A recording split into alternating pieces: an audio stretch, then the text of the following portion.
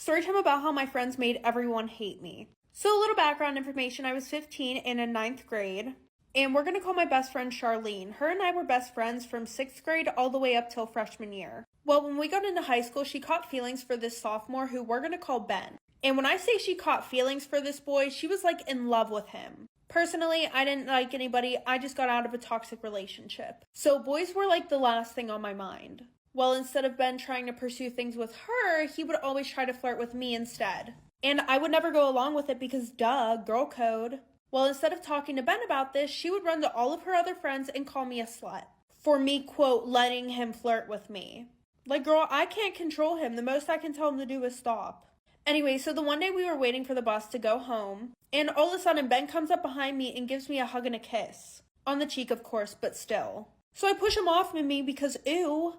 Well, Charlene laughs it off like everything's fine, like for part 2 about how my friends made everyone hate me. So like I said, Ben comes up behind me, give me a hug and a kiss, and I say ew, push him off of me, and then Charlene laughs it off like everything's fine. But then the next day at school, people are telling me about how she was telling everybody that I would force him to kiss me and hang out with me. And of course everybody believed her and no one believed me. Which I'm not gonna lie, I feel like in high school, whenever there's a rumor starting, unless you tell your side of the story first, no one's gonna believe you. Well, thankfully, he ended up explaining the whole situation to everybody. So once those rumors were laid to rest, she started new rumors that she was gonna fight me after school. And I was tired of putting up with the shit, so I ended up beating her ass, and now I'm a senior in high school. And thankfully have found amazing supportive friends. As for Charlene, I haven't heard anything about her since, and I would like to keep it that way. Because why would you let a boy get in the middle of our friendship?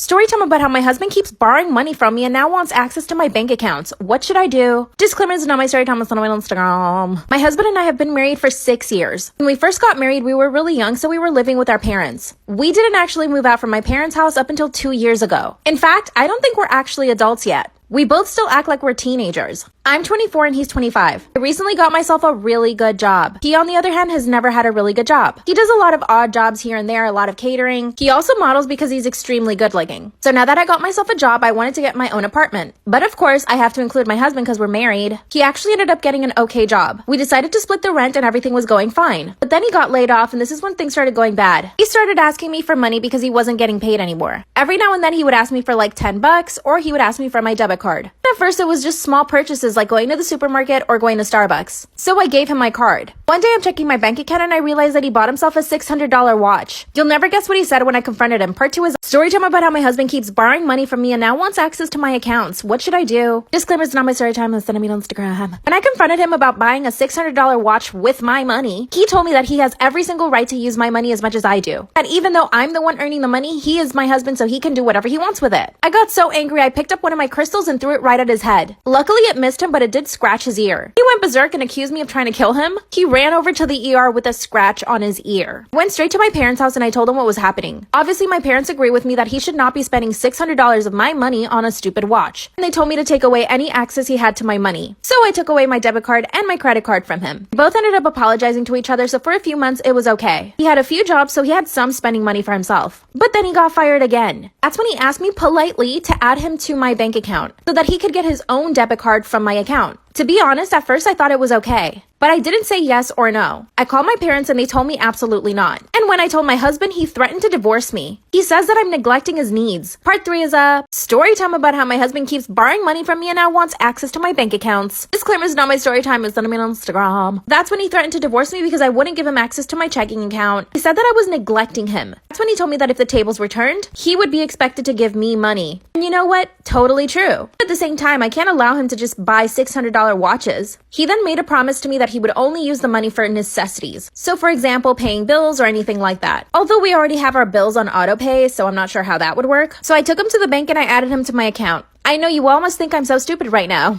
And you know what? I am. 2 days later after he got his debit card, I checked his bank account and he had signed up to 3 different OnlyFans accounts. That's a total of $50 a month coming out of my paycheck plus all the things that he buys on the website. I confronted him again and he told me that it was just for fun, and that because I'm at work and he's home alone, he needs something to entertain himself with. Then he told me that if he didn't have the OnlyFans accounts, he would probably end up just cheating on me. And then he asked me, what do you prefer, me watching stuff online or me actually going out and finding women? This is where I need your help. I see his point, but I'm not sure if this is like manipulation or something. He really seems so genuine, and he's always doing my laundry, cooking, and cleaning up for me. Even rubs my feet when I get home from work. And I haven't told my parents about this. I think they'll hit the roof. Should I let him have access to OnlyFans and use my money? Or should I put a stop to it and risk him cheating? What should I do? Storytime about my experience with karma. So a little background information. I was 17 and in 11th grade. And I'm not gonna lie, I was a mean person.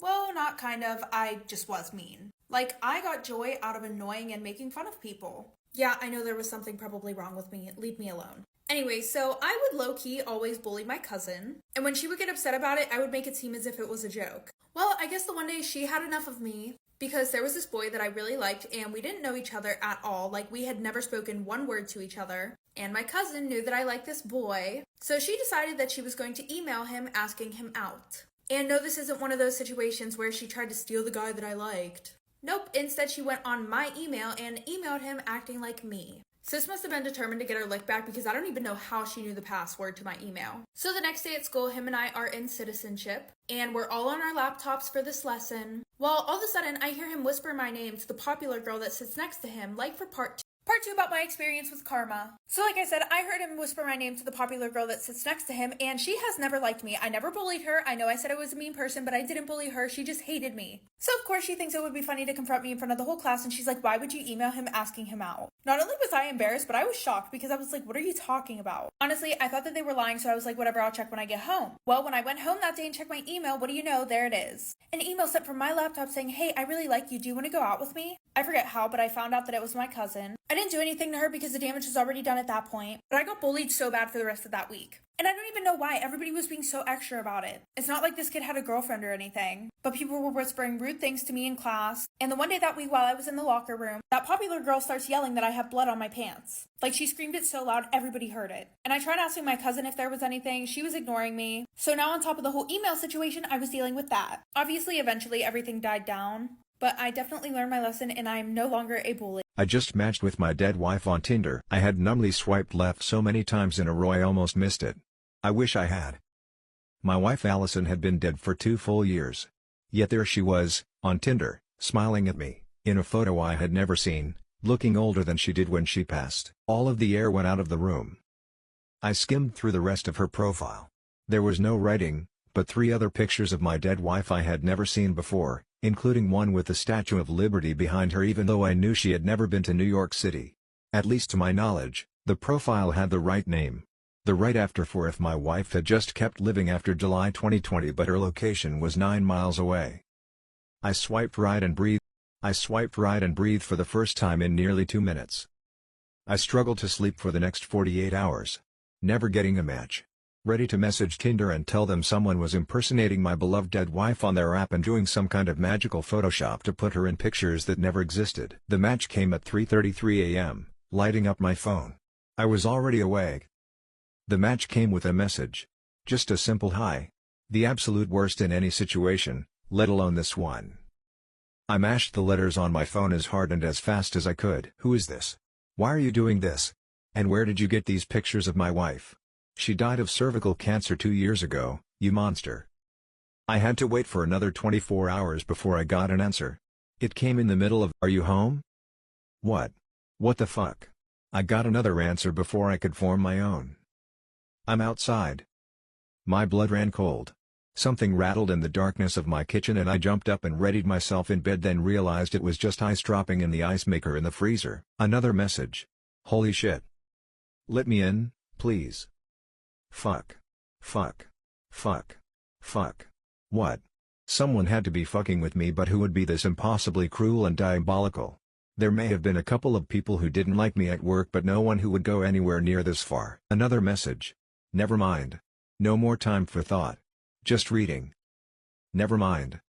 Storytime about my psycho boyfriend and backstabbing best friend. So a little background information, I was 17 and in 12th grade, and we're going to call my best friend Sheila. And she had just met this guy who was, quote, the love of her life on this vegan Facebook page. Well, the one day while they're on FaceTime, his best friend Brad saw what I looked like and he wanted my phone number. Fast forward, she gives it to him and I start talking and we hit it off instantly. I definitely thought that he was boyfriend material because even though we lived like 5 hours away from each other, we would Skype for like 9 hours a day, every day. Fast forward to my birthday, we make things official, and he wanted to see me for my birthday, so he decided to get a hotel room for us. So finally, him and I meet in person, and we end up doing the nasty, and it was terrible, but he was my boyfriend, so Well, after this, he ends up becoming weirdly obsessed with me. He starts saying things like the next time that he comes and sees me, we're gonna get married. After talking to Sheila about it, I decided to break things off with him, because things were moving way too fast, and it freaked me out. After I told him this, he started sobbing. He was like, I wish I would have got you pregnant so that way you couldn't leave me. And I'm in shock because, dude, it has been 3 months. You need to calm down. Like for part 2.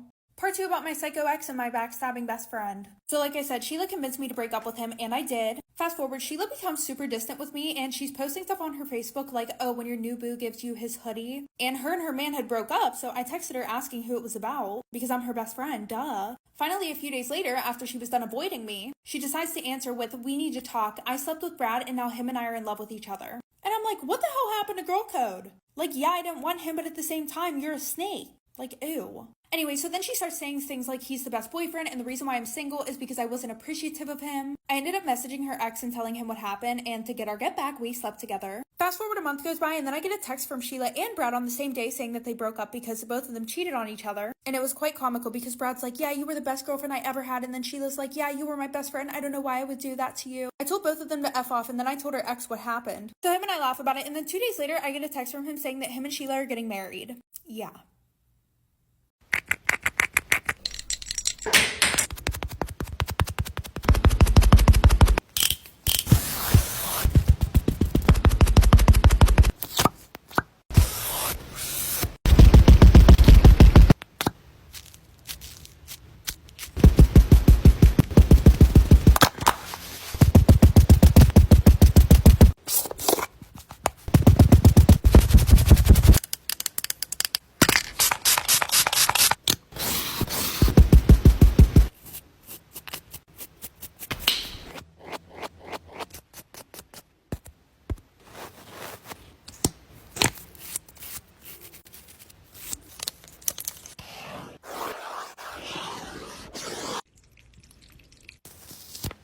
Storytime, my best friend slept with my boyfriend on my birthday. So a little background information. I was 16 and a sophomore in high school. Well, I have this best friend who we're going to call Sarah. Her and I became super close over the summertime, but she was like on and off best friends with this other girl who we're gonna call Mackenzie. But I had this boyfriend who I was also really on and off with. And Sarah knew about all the problems within our relationship. Well, I guess I underestimated how close Sarah and Mackenzie were, because everything that I told Sarah, she went back and she told Mackenzie. And not to mention, Mackenzie was really close with my boyfriend. So of course, she told my boyfriend everything that I was saying. This ended up causing a huge fight between my boyfriend and I. Well, the night before my birthday, my boyfriend and I were going back and forth arguing. And around 12 a.m., on my birthday, I forced myself to fall asleep. And at around 1 a.m., I woke up to 20 Snapchat notifications, all from my boyfriend.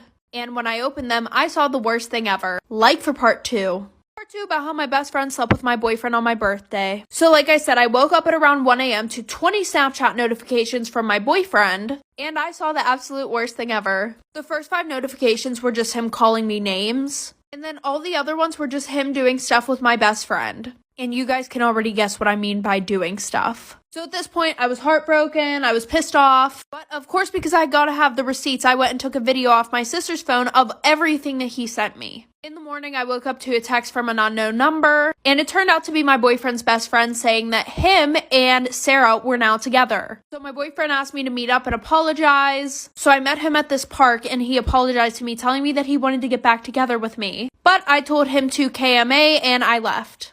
Then Sarah came to my house and keyed my car, and then we fought on my front lawn. And then after that, she was texting me about how she was coming back to my house. Like for part 3. Part 3 about how my best friend slept with my boyfriend.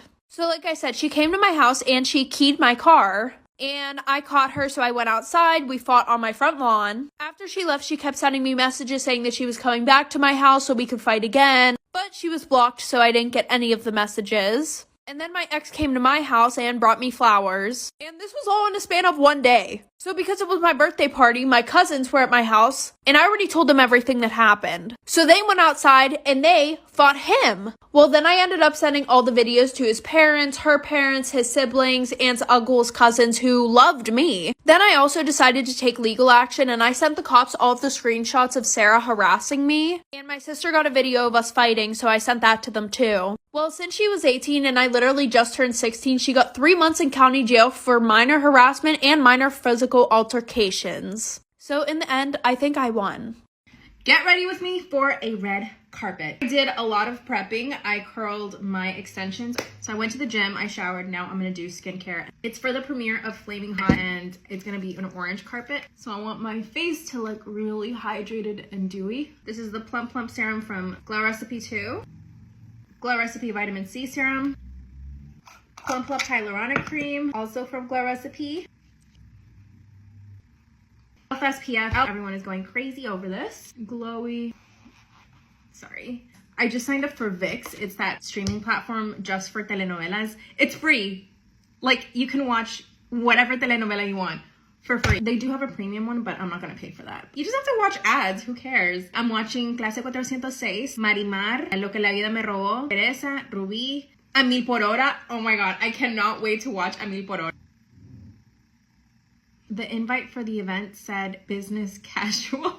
I almost died when I read that because I have been planning my outfit now for like 2 weeks. I got it custom made for $25 and you got out. That's how cheap it is over there. But I designed it myself. I went to get the fabric. I got the lace. I'm trying to give myself like maybe 3 hours to do my hair, my makeup. So right now I think I'm just gonna eat. I'm actually gonna sit down and watch a movie. I don't ever do that during the week. I don't ever allow myself to just relax that way, but I'm going to because when I'm going to events and I'm rushing to try to get ready, I usually tend to get a little bit stressed out, and I'm trying to avoid that so much right now. Anything that stresses me out or makes me anxious, I'm just trying to completely avoid. Got this in the mail.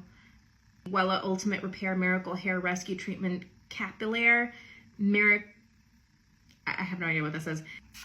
It's been a couple of hours. I'm now starting to work on my hair. I have about 3 hours and 20 minutes to get ready, which will include makeup, hair, and getting dressed and filming a couple of videos of me getting dressed. So I need volume for this event. I want volume. By the way, I have the Last Magic Mike playing in the background, and oh my god, this movie is so freaking hot. The first scene with Salma Hayek and Channing Tatum.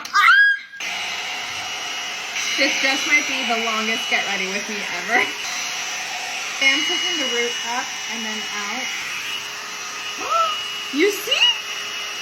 Whoa! Okay, so I'm gonna take this piece at the crown and I'm gonna actually put more into it as well. What if I show up and there's like no red carpet? Wow, that does look voluminous. I'm using the beach waver. I'm gonna put some Clase 406. So this is when I'm gonna fill in my hairline with some powder.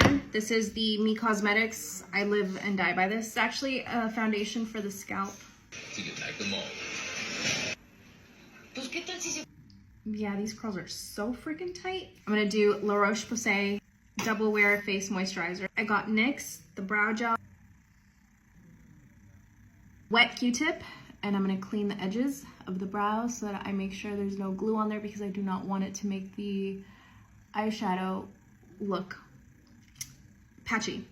Take a tiny bit of the moisturizer. I'm just gonna pat it over my lids and right underneath the brows just because I've cleaned that space and I don't want just dry skin to work on, to ensure that everything flows and blends in really nicely. I'm taking a tiny bit of this Essence Cosmetics foundation. I really, really like this.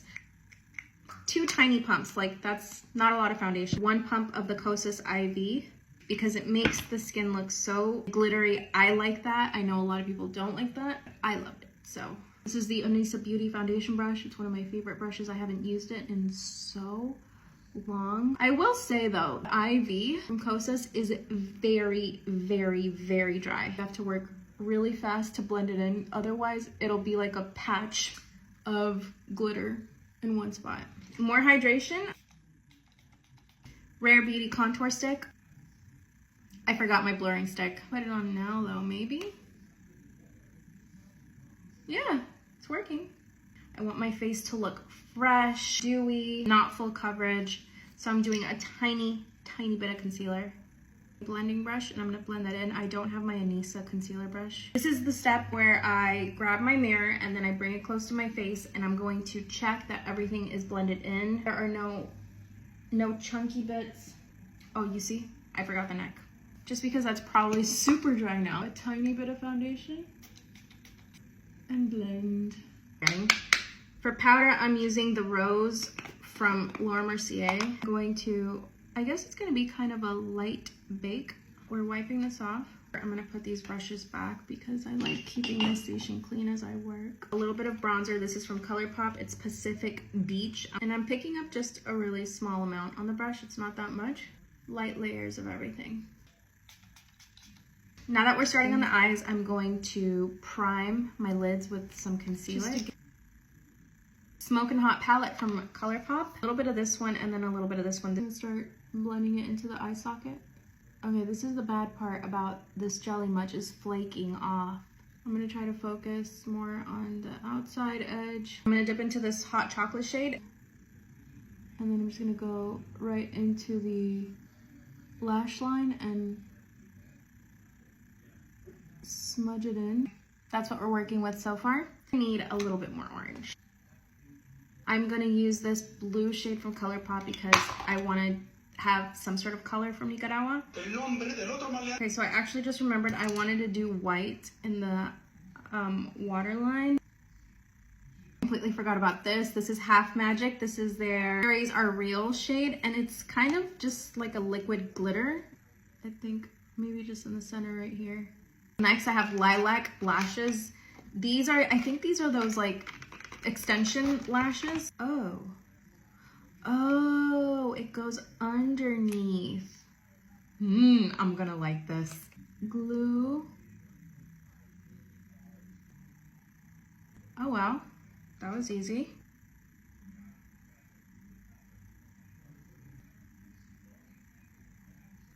And then you press. I'll just do bottom mascara. This is the color Papaya from ColourPop. I'm gonna take Kosas Cloud Set in the shade Pillowy, run the brush through the powder, and then I'm just gonna set and kind of blend in everything. Do you see the difference or no? I see the difference. Lip liner from Iconic London in the shade TTYN. It's Vegas, I know it isn't. It's my favorite lipstick shade ever. It's from Kosas. Complimentary nude shade for olive skin tone. And then right over that, I'm gonna do High Cut, which looks a tiny bit more peachy. So pretty! I just realized the lilac lashes bring a crystal coat. So I guess this goes on top. It says, brush through lashes right after applying lilac lashes to remove stickiness and extend lash wear. I think I'm just gonna do both on the same section. Ouch, that's kind of pulling out. And now the other one. And look how much hair this is, you guys. Can't believe how affordable these were off of Amazon. This is a Flor Sacuanjoche. It's the traditional flower from Nicaragua. It's the national flower, so it matches with my eye makeup. Oh, I forgot I was gonna put more blue. So this goes here. Oh my God, so pretty. I have 3 necklaces. I'm gonna layer some. This is the Nicaraguan flag. One of the options is this one. I don't think it goes. And then the other option is this one. So I think, oh my God, this one is so beautiful. This is by a Nicaraguan designer. He makes all this beautiful, beautiful jewelry. So I think I'm gonna do, oh my God, that looks so good. I'm gonna do this one, map right there. And then I have my fan, my little purse. I got both of these at the Mercado. Kayali Yum Pistachio, Kayali Sweet Diamond, and Glossier You.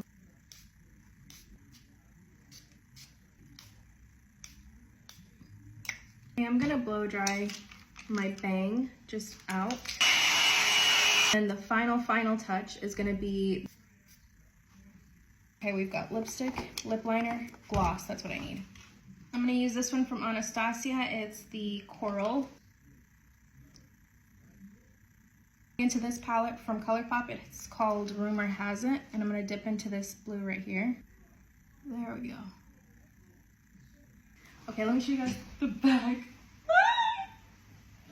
Look at the bag. It looks so good. Literally looks so much better than I thought it would. I actually forgot this scarf, which is also by a Nicaraguan designer.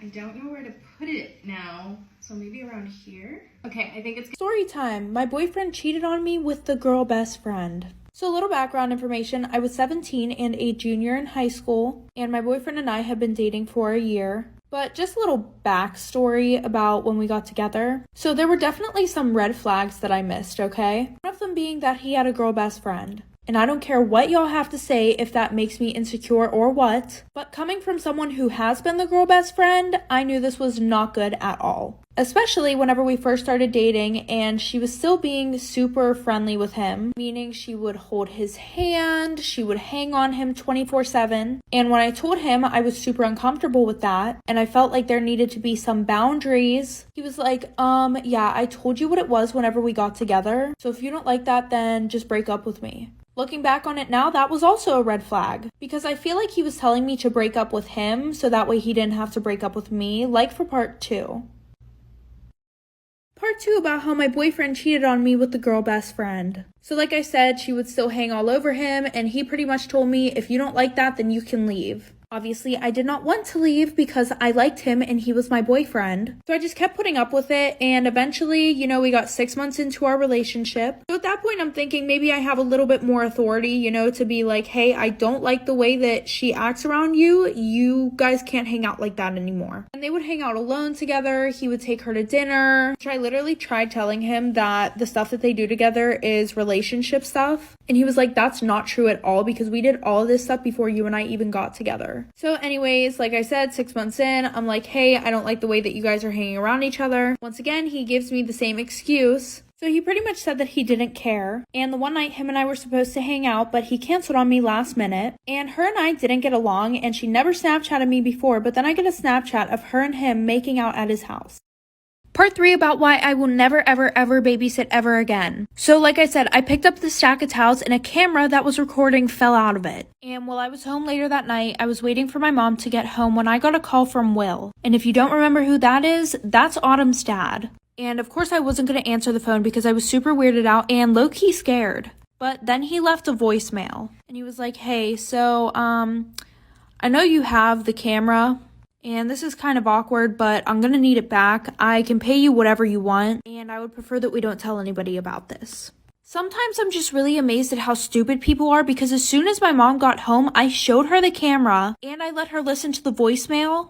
So my mom called over Autumn's mom. So they called the police, and Autumn's mom kept trying to call Will, but his phone was going straight to voicemail. And she was like, yeah, he begged me not to come over here whenever you called. It's been a week since this happened, and Autumn's dad is currently running from the cops. Story time about how I married a married man. Disclaimer, this is not my story time. It was sent to me on Instagram. Years ago, I met this guy that I thought was really cute. Stupid and naive, and I believed everything he said. I worked in customer service. He came into my job one day and just started flirting with me, and I was like thrilled. My job was really boring. This cute guy comes in and just starts talking to me, and I just fall in love. I'm not exaggerating. I know it's pathetic. I couldn't believe that he was talking to me and that he was interested in me. The next day, he asked me for my phone number, and I gave it to him. I went on one date, and I was legit in love. It starts to get creepy. He was 20 years older than me, and you could say he GROOMED'd me. I didn't know what was happening. I was 19, I had never had a boyfriend, and I barely had ever been kissed. Played me like a fiddle. After 2 weeks of going on dates, he finally kissed me. I knew that he was the man I wanted to marry. But when I told my coworker about him, she told me that he was married. I asked him about it. He told me that my coworker must have been mistaking him for his brother because his brother and him had similar names and the brother was married. 3 days later, I asked one of his friends about it. That's when his friend tells me that he doesn't even have a brother and that he had been married for 15 years to a girl that was also 20 years younger than him. Even knowing this, I still married him. And you'll never guess how. Part 2 is already up. Story time about how I married a guy who was already married. Disclaimer, this is not my story time. It's on Instagram. Even though I knew he was already married to somebody else, and even though I knew he lied to me about already being married, I still went ahead and married him. I was completely obsessed with him because he was already legally legally married to somebody else, we decided to use a different name for him, and somehow it worked. We actually drove 5 hours away to get married, used fake names, filed in a different state, and then we drove back to our hometown, where literally no one knew we were married. It was our little secret. But then the poo hit the fan. He kept promising that he would leave his wife. But one day, I'm having dinner with my parents at a restaurant, and guess who shows up? My husband with his wife. And boy, did they look happy. He was all over her, kissing her neck and her hands. Not only until he realized that I was in the restaurant did he stop. Then he actually had the audacity to come to my table, introduce himself to my parents, and tell him that he knew me from my job. All the while his wife was sitting at the table looking at me. And in that moment, I knew that she knew something was up. It's like she stared straight into my soul. She must have seen the way that I was looking at him, because she ran up to the table and introduced herself to me and my parents. When she tried to shake my hand, I didn't shake it back. My parents told me I was being rude, so I forced myself to shake her hand. 2 days later, she calls me and asks me what's up. But I lied and said that her husband was just a friend. Then I got an idea. I decided to be her friend. I asked her out to coffee and we had a great time. And little did she know that she was sitting with her husband's new wife. I feel like this way I can try to control their relationship from the inside. I confessed everything to my mom and she thinks I'm crazy. I think I'm a little crazy too. Am I completely wrong for this?